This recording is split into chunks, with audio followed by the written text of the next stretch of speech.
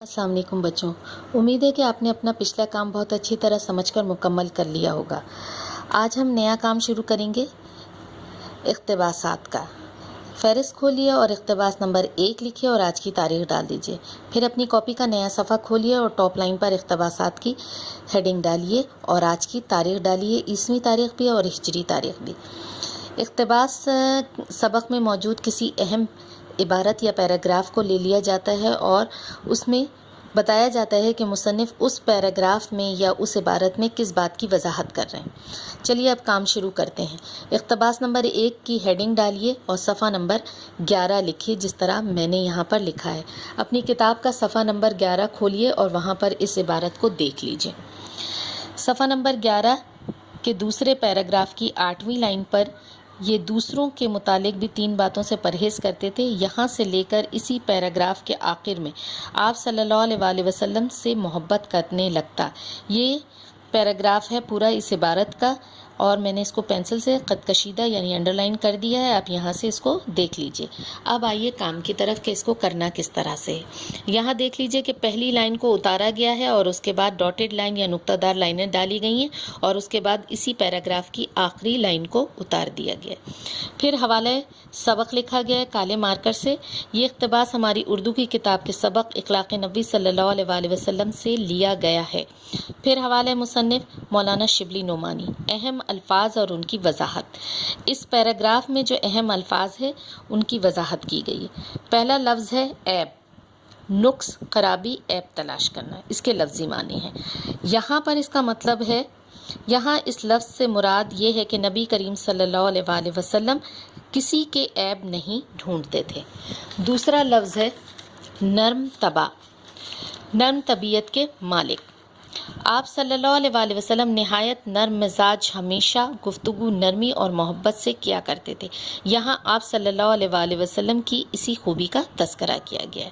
اب تشریح یعنی مصنف اس پیراگراف میں یا اس عبارت میں کس بات کی وضاحت کرے۔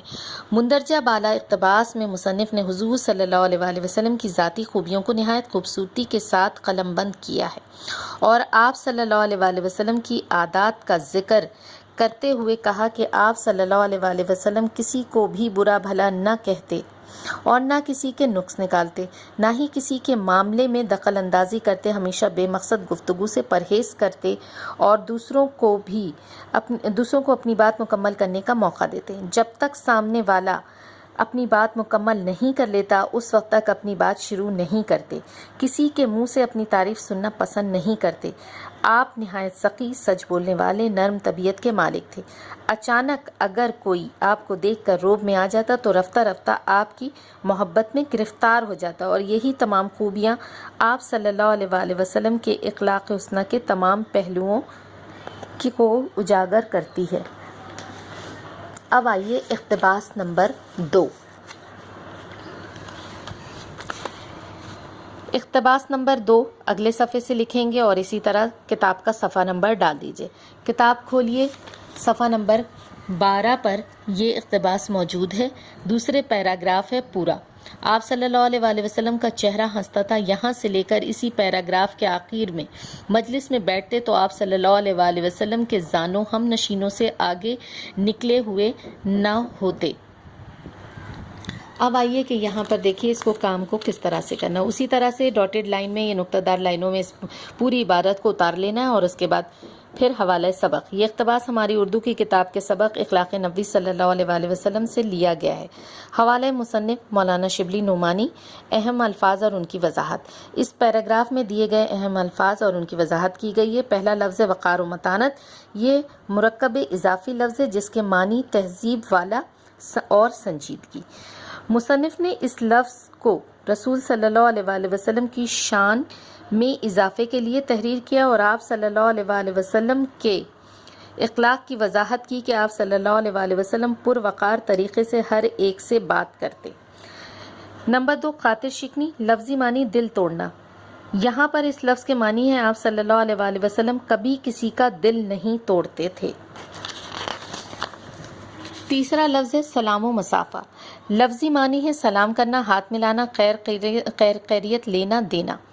یہاں یہ لفظ آپ صلی اللہ علیہ وآلہ وسلم کے اخلاق حسنہ کی تعریف میں بیان کیا گیا ہے۔ اللہ کے پیارے نبی صلی اللہ علیہ وآلہ وسلم عظیم مرتبے اور رتبے کے باوجود ہمیشہ سلام کرنے میں پہل کرتے تھے۔ اگلا لفظ ہے ہم نشینوں، دوست، ساتھی، ساتھ اٹھنے بیٹھنے والے۔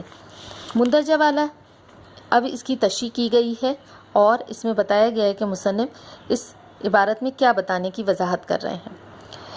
مندرجہ والا اقتباس میں مصنف نے حضور صلی اللہ علیہ وآلہ وسلم کے اخلاق کو بیان کرتے ہوئے بتایا کہ آپ صلی اللہ علیہ وآلہ وسلم کا چہرہ مبارک ہنستا ہوا ہوتا تھا، اور اس کے علاوہ آپ صلی اللہ علیہ وآلہ وسلم ہر کسی سے ایسی شان اور تہذیب سے بات کرتے تھے کہ کسی کی دل آزاری نہ ہو۔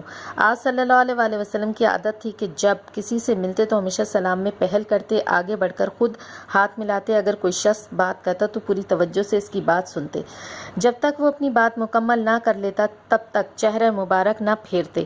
ہاتھ ملاتے وقت بھی یہی اصول تھا کہ جب تک سامنے والا ہاتھ نہ چھوڑتا آپ صلی اللہ علیہ وآلہ وسلم اس کے ہاتھ کو اپنے ہاتھ میں پکڑے رکھتے، اور یہ بھی کہ جب محفل میں بیٹھتے تو اپنے دوستوں اور ساتھیوں سے آگے بیٹھنے کی کوشش نہ کرتے۔ اب مرکزی مفہوم۔ مندرجہ والا اقتباس میں مصنف نے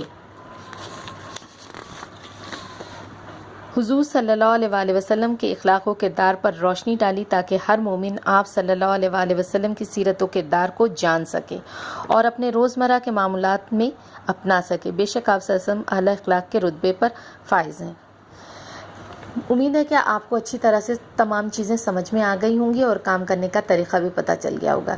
اللہ تعالی ہمیں بھی توفیق دے کہ ہم حضور صلی اللہ علیہ وآلہ وسلم کی سیرت کو اپنی زندگیوں میں اپنا لیں۔ آمین۔